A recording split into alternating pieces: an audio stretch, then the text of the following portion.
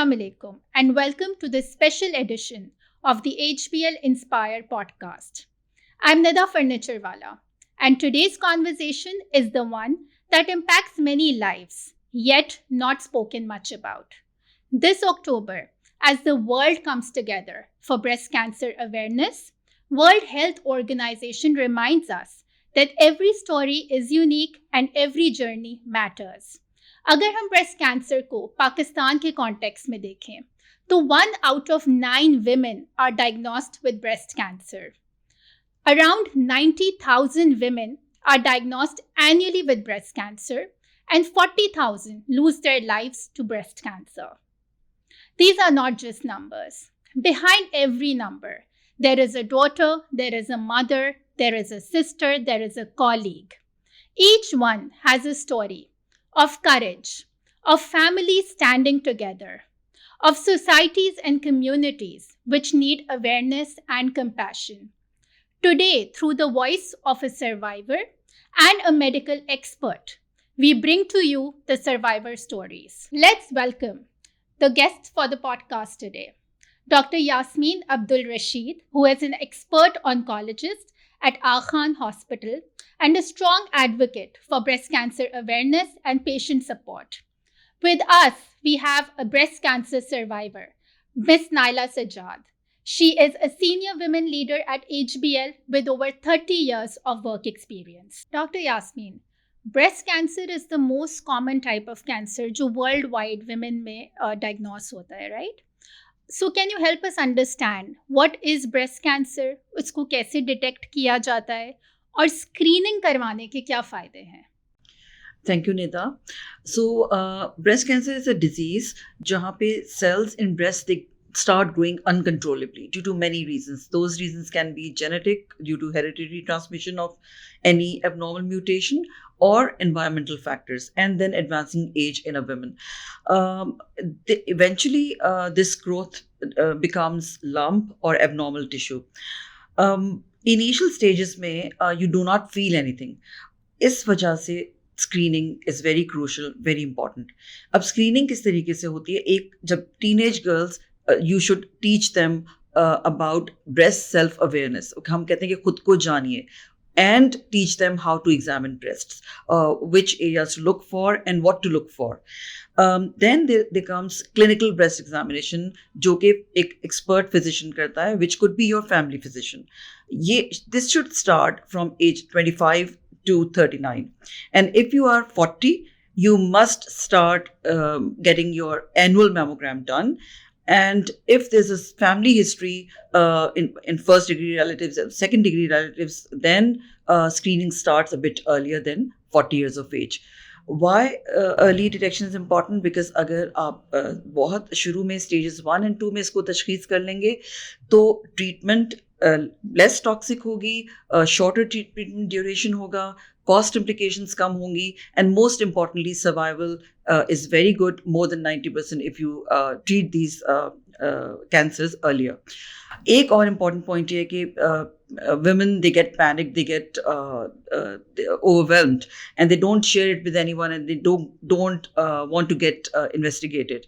So ये याद रखने की बात है कि 9 out of 10 lumps are benign. So, reach out to your physician if you feel anything. Thank you for letting our viewers know that 9 out of 10 lumps are benign, but we should still reach out to our physician.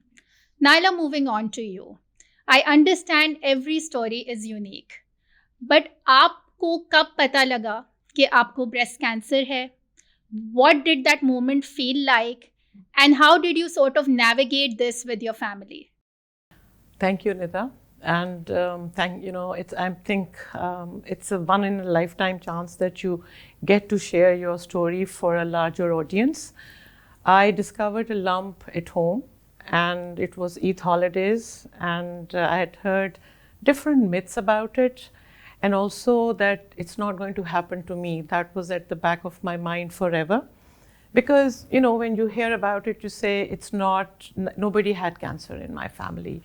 And I've had kids, and I've breastfed them. और मुझे नहीं होगा. एक back of the mind पे ना हमेशा I think हर औरत को एक ये ख्याल रहता है. which is a huge myth and should be corrected. After that, once I discovered it, I realized it was something very abnormal. It was the size of a golf ball. And I just saw it at that very point, which it was quite large. So even though it was Eid holidays, I made an appointment early next day for a mammogram and for an ultrasound. And they kept on asking me, who's the doctor? And I said, I don't have a doctor. I just need to get a mammogram and an ultrasound. So I was there in the morning at very early, I think around 6 o'clock at the hospital. I got a mammogram done. I asked them to get an ultrasound over. Then I went to see the doctor, and they kept on asking me, why are you here? And I said, I want you to examine me because this is something. And I couldn't sleep that night, by the way. It was very, very strange, and I couldn't tell anyone because I didn't know what to say. And I think one of the things a lot of women go through is the fear of the unknown, because we are not aware, like the Dr. Saab said, that 9 out of 10 can be benign. But at the back of my mind, something told me it's not benign. So I went to the doctor, she examined me, and I told her I've got the memo and I've got the ultrasound, please check. So she accessed that information and she said, yes, this doesn't look good. So I'm sending you to do a biopsy right away. And it took, I think, 3 or 4 days for the biopsy results to come. And it confirmed that it was, even though the size was huge and the doctors told me that it seems it's going to be an advanced stage, and if it infects the lungs, you don't have much time. And all this is happening when one of my daughter is still in school, the other is in a university abroad, and I don't know what to say to anyone. So I waited patiently for a few days till the results were out, and the results confirmed. But the results also said that this is the second stage. So I went back to the doctors, and one thing, till then I hadn't told my family. I hadn't told anyone at work. And I've been working most of my adult life. So I didn't know how people would react at work, how my parents would be, because I had elderly parents, how they would react. And what do I tell my children? So all these questions go through your mind. But anyway, one step at a time. First, I told my office people, and I think I got a lot of encouragement from my bosses at the time. They were very, very surprised and shocked both. And they said that, go tell your parents and your children. So, I took them out for a lunch. And because I didn't want to, break that news at home and go, everybody go through extreme emotional phase. So I said, let's go out to a nice place for lunch. And then I broke the news. So everybody was very silent and surprised and shocked and sad, all at the same time. However, I think the greatest support that I got, and I'll tell you how it happened, was that the doctors, I told them I want to continue to work. I don't want to stay at home. And they said, we'll help you with that. And then I went back I came to my office and I told my bosses and my supervisors, I said, I want to continue to work. I cannot take time off. And they said, fine, we'll work with you. And then I told my children that I will continue to work. And they said, how is that possible? So I said, I'll make it possible. Because you see, when you are going through life, you get used to a certain lifestyle in terms of getting up in the morning, having to do something very structured. And then obviously, it had been a long time. And I said, I'm not the sort of person who can stay at home and dwell on it. That's something I'm totally against. So I said, even if it is a shorter life, so be it. Let's enjoy every moment that I have. And with the help of the doctors, with the help of support of my parents and my children, I think I did pretty well. I continued to work. And the only time I took off was the time that I had surgery. I worked through my chemo as well. So the doctors helped me schedule it on Friday afternoon, and I used to get 2 days off, Saturdays, Sundays, and I used to be back in office on Monday. So I think it was extremely, it was a tough time in my life, But I wouldn't have been able to go through it without the support of so many people. And then all the myths that were around this disease also came crashing down, that it can just happen at any point in time to anyone. Thank you, Naela. That was inspiring. And you touched upon a very important topic, that is support from the entire ecosystem. And that takes me to Dr. Yasmin. Doctor, अगर आप हमें ये बताएं कि जितने cases आप देखती हैं उनमें जाहिर है there would be a mix of people having a strong support system, a strong ecosystem and others. Where do you see the difference? जैसे कि निदा आपने मेंशन किया कि बहुत वेरिएबल टाइप ऑफ हमारे पेशेंट्स हो सकते हैं. द वंस लाइक नायला माशाल्लाह who created her own ecosystem and she had a supportive family, but there are others. I've treated patients who used to come alone, a young girl who had very old patients at home and she completed her treatment. The others who didn't have any financial support, who used to go to work and then take care of other family member and then get her own treatment. हम तो इनके लिए we created few facilities like psych oncology service. अब ये इसमें भी stigma है कि if we recommend consulting a psychologist, तो वो एक मिथ है कि हम पागल लेबल कर दिया, नफ्सियाती लेबल कर दिया. सो उस मिथ को भी तोड़ने की कोशिश की गई है. And we do not say that we are referring you to a psychologist. हम कहते हैं कि आपके सपोर्ट के लिए, आपको कोपिंग स्ट्रैटेजी सिखाने के लिए हम रेफर कर रहे हैं. Then they are cancer support groups where patient advocates also attend those meetings. Patients जिनकी ट्रीटमेंट्स हो चुकी हुई हैं, सर्वाइवर्स हैं, उनके फैमिली मेम्बर्स हैं, वो अपना जर्नी शेयर करते हैं. तो न्यू कमर्स को जिनकी अभी ट्रीटमेंट स्टार्ट होनी है उनको हौसला मिलता है. एंड देन हमारे रेजिडेंट्स ने, हमारे मेडिकल स्टूडेंट्स ने डैफोडिल्स और गोल्डन प्रोजेक्ट के नाम से एक इनिशिएटिव्स लिए, जिसमें जब वो लोग हर सैटरडे को वीकेंड पे डे केयर में जाते हैं, they talk to the patients, they play with them, music होता है. सो माहौल को लाइटर रखते हैं. So social support, emotional support, very important, and it definitely improves treatment outcomes also. So, doctor, you spoke about myths, right? So, I would like to get the facts around 2-3 other myths as well. One being breast cancer touch करने से फैलता है, contagious होता है. Another being कि ये आपको आपके गुनाहों की सज़ा मिल रही है. And the third one कि मर्दों को ब्रेस्ट कैंसर नहीं होता. So, what do you have to say about that? Thank you, Nida, for sharing these concerns and these myths. बहुत important है कि सबसे ज़्यादा important तो ये है कि बायोप्सी से कैंसर फैल जाएगा. So सबसे important ये होता है कि लम्प तो फील कर लिया, डायग्नोज हो गया, it looks like a malignant one, लेकिन वो डिले करते हैं या नहीं करवाते बायोप्सी जस्ट बिकॉज उनको ये खौफ होता है कि बायोप्सी से कैंसर स्प्रेड हो जाएगा. और जब वो आते हैं तो वो स्टेज 3 या 4 बन चुका होता है. Right. Biopsy is mandatory, very important, क्योंकि each breast cancer is of different type and each breast cancer is treated with different drugs. Number 2, it's not contagious, छूत की बीमारी नहीं है, एक से दूसरे को नहीं लगती है. सो गुनाहों की सज़ा जो आपने बताई है, it is very heart breaking कि अब भी हमारी सोसाइटी में ये बात कही जाती है. और मेरी खुद एक पेशेंट थी, she never smile during the treatment. मैं बहुत कोशिश करती थी उनसे लाइट बातें करने की और सब. Once she completed her treatment, for the very first time she smiled and I asked her कि क्या हुआ था, क्यों इतनी डिप्रेस्ड रहती थी. And I also cried with her when she shared her story. She said मेरे पड़ोसी आती थी और मुझे कहती थी तुम पे अल्लाह का अजाब आया है, तुमने यकीनन कोई गुनाह किया होगा. And I couldn't believe this कि अब इस ज़माने में भी इस किस्म की बातें होती हैं.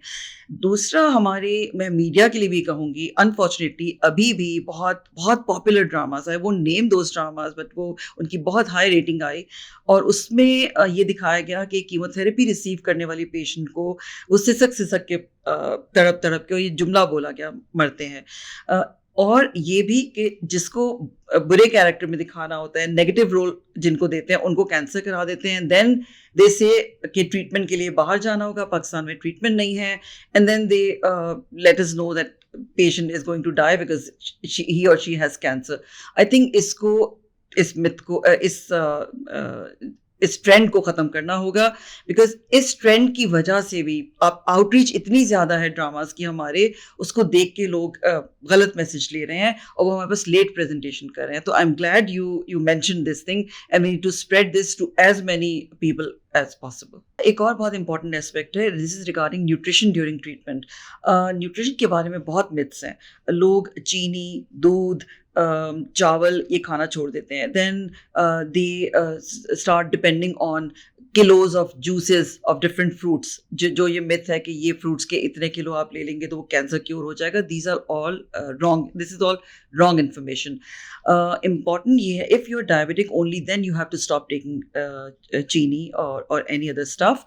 Otherwise balance diet, well cooked, जिसमें सब्जी, दालें, गोश्त, फल, ताज़ा फल जो छिलके उतार के साफ सुथरे वो इस्तेमाल करें, उससे आपकी इम्यूनिटी बेहतर होगी. Take lot of water, adequate sleep, ये बहुत इंपॉर्टेंट है.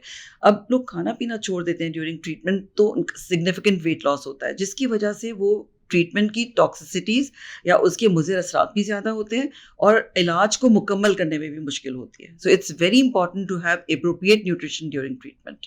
आपने एक और सवाल किया था कि टच करने से तो नहीं होता. ये भी ये ना टच करने से होता है, ना किसी मच्छर के काटने से होता है, क्योंकि बहुत से लोगों के जहन में ये भी है कि एक बर्तन में खाने से ये छूत की बीमारी नहीं है. आप एक बर्तन में खा सकते हैं, टच कर सकते हैं, घुल मिल सकते हैं, लेकिन इमिजिएटली आफ्टर कीमोथेरेपी आपकी इम्यूनिटी थोड़ी, मुदाफ़ती निज़ाम कमज़ोर हुआ हुआ होता है. तो हम ये कहते हैं कि क्राउडेड प्लेसेस को, भीड़ वाली जगह को आप अवॉइड करें, और अगर किसी को नज़ला, ज़ुकाम, छींके हैं तो उनसे दूर रहें ताकि आप उनका इन्फेक्शन ना कैद कर सकें.